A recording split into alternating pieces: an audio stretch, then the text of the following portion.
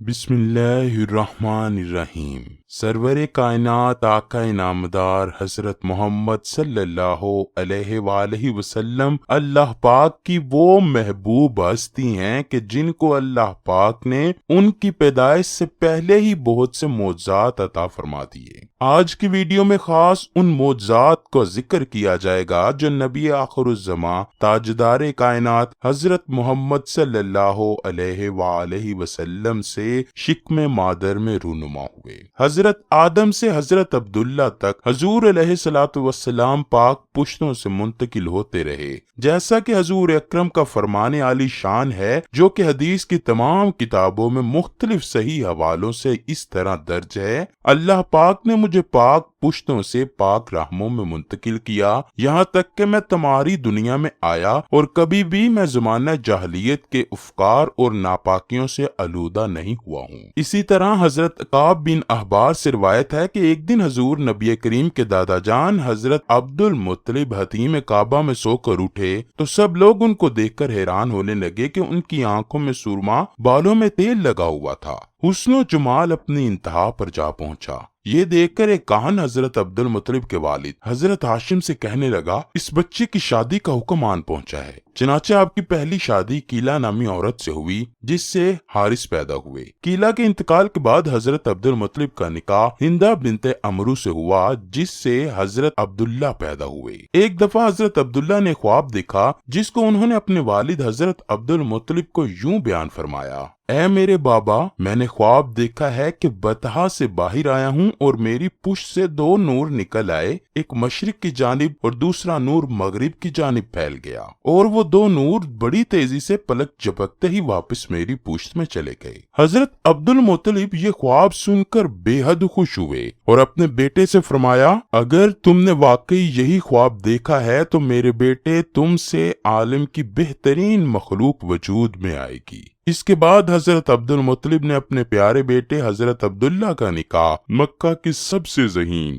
قابل، پاک باز، حسب و نسب میں سب سے بہتر اور طاہرہ خاتون حضرت آمنہ سے کر دیا۔ آپ نہایت پارسا، پرہیزگار، طہارت نفس و شرافت نفس اور عزت و وجاہت والی صاحب ایمان خاتون تھی۔ آپ قریش کی عورتوں میں حسب نسب اور فضیلت میں سب سے ممتاز تھیں۔ حضرت آمنہ کا نسب حضرت عبداللہ سے اپنے جد امجد حضرت عبد مناف پر جا کر مل جاتا ہے۔ نکاح کے تیسرے دن شب جمعہ کو مقدس اور دلاویز نور حضرت عبداللہ کی پشت مبارک سے حضرت آمنہ کے بطن مبارک میں منتقل ہو جاتا ہے اور سرور کائنات حضور اکرم حضرت محمد صلی اللہ علیہ وآلہ وسلم کی بشری ولادت کی تشکیل کا اہتمام شروع ہو جاتا ہے۔ ناظرین گرامی، تمام ائمہ کرام اس بات پر متفق ہیں کہ شب جمعہ کی رات تمام راتوں سے افضل ہے، کیونکہ اسی رات سارے عالم میں جو خیر و برکت نازل ہوئی وہ قیامت تک کسی رات میں نہیں ہوگی۔ بے شک حضرت عبداللہ اور حضرت آمنہ کی شادی کا ثمر سب سے عزیز اور شریف النفس انسان کی ولادت تھی، اسی لیے ان کی شادی سب سے اہم اور بابرکت شادی مانی جاتی ہے۔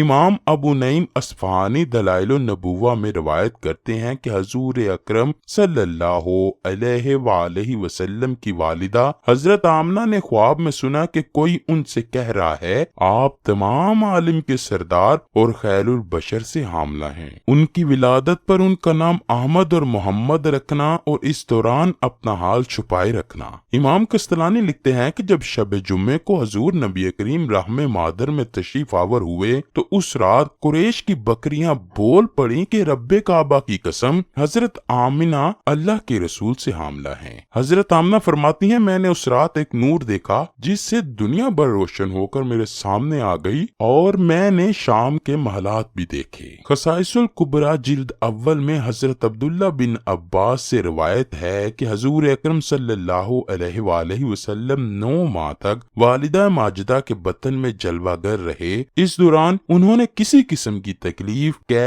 متلی، بے چینی اور جو عمومی طور پر عورتوں کو ان ایام میں پیش آتے ہیں ان کی شکایت کا اظہار نہ کیا۔ حضرت بی بی آمنہ فرماتی ہیں کہ جس روز سے حضرت محمد میرے بطن میں آئے اس روز سے عجیب و غریب حالات نظر آنے لگے۔ ایک مرتبہ میرے پاس حسین و جمیل بہشتی خواتین کا ظہور ہوا۔ محدثین نے انہیں حور عین لکھا ہے۔ ان کے ہمراہ حضرت بی بی آسیہ سلام اللہ علیہا، حضرت بی بی مریم سلام اللہ علیہا بھی تشریف لائیں اور اپنی موجودگی سے حضرت آمنہ کو دلاسا دیا اور باور کرایا کہ وہ ایک بہت ہی عظیم و بے مثال ہستی کی ماں بننے کا شرف حاصل کرنے والی ہیں۔ حضرت بی بی آمنہ کہیں بھی تشریف لے جاتی تو بادل آپ پر سایہ کرتے، درخت جھک جھک کر سلام پیش کرتے، پتھر بول کر سلامتی بھیجتے۔ 3 صدی ہجری کے مشہور مورخ ابن حشام لکھتے ہیں، حضرت آمنہ نے فرمایا کہ جب حضرت رسول خدا میرے شکم میں تھے میں نے ایک آواز سنی جو یہ کہتی تھی، اے آمنہ کیا تم جانتی ہو کہ تمہارے بطن مبارک میں کون ہے؟ وہ پیغمبر آخر الزماں ہیں، جب وہ اس دنیا میں تشریف لائیں گے تو یہ ذکر پڑھنا، اے اللہ میں اپنے بچے کو ہر حسد کرنے والے سے اور تیری پناہ مانگتی ہوں، اور اس کے بعد اس کا نام محمد رکھنا۔ اسی سیرت النبی میں ابن حشام لکھتے ہیں کہ شب جمعہ جب حضور نبی کریم شکم مادر میں تشریف لائے تو حضرت جبرائیل علیہ السلام فرشتوں کے جرمٹ میں بام کعبہ تشریف لائے اور حلالی پرچم لہرایا گیا۔ ابلیس کا تخت الٹ گیا اور وہ 40 دن تک مسلسل روتا رہا۔ حضرت ابن عباس سے یہ روایت سند صحیح کے ساتھ مروی ہے کہ جب تمام کاہنوں کو اطلاع ہوئی کہ اللہ کے آخری نبی شکم مادر میں تشریف لے آئے ہیں تو وہ ایک دوسرے سے مشورے کرنے لگے کہ کیسے ان کی ولادت کو روکا جائے۔ حضرت آمنہ فرماتی ہیں جب میں کنویں سے پانی بھرنے کے لیے جاتی تو پانی خود سطح پر آ جاتا تاکہ مجھے تھوڑا سا بھی جھکنا نہ پڑے۔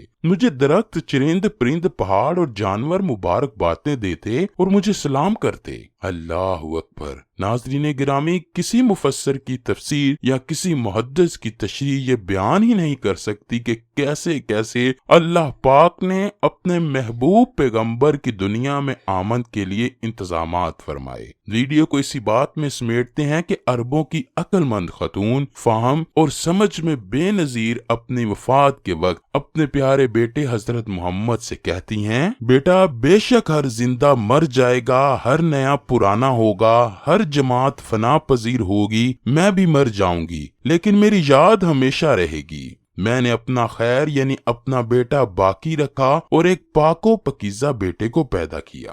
ناظرین گرامی، بے شک ربیع الاول اہل محبت کا مہینہ ہے۔ اللہ پاک ہمیں اس مہینے کے فیض و برکات حاصل کرنے کی توفیق عطا فرمائے۔ اللہ پاک ہمیں توفیق دے کہ ہم پختہ ایمان، اہل محبت و عشق بن سکیں تاکہ ہمارا نام بھی حضور اکرم صلی اللہ علیہ وآلہ وسلم اور ان کی پاک آل کے عاشقوں میں لکھا جا سکے۔